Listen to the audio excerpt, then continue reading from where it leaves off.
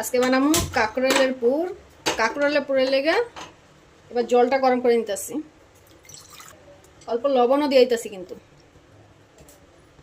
আর কাঁকরোলগুলো এখানে আমি 2 পিস করে কাটা নিছি, এটা অল্প সেদ্ধ করে নিতেছি।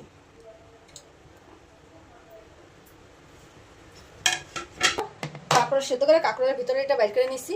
এখানে হলো গিয়ে কাঁচা লঙ্কা, আদা, পোস্ত, শস্য বাটা, হলদি, অল্প জিরার গুঁড়া, অল্প লবণ, অল্প চিনি, এটা মিক্স করে নিতেছি।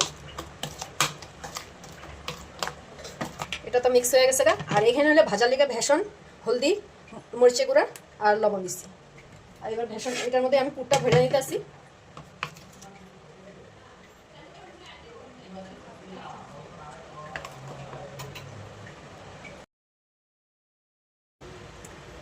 তেলটা কিন্তু গরম হয়ে গেছে।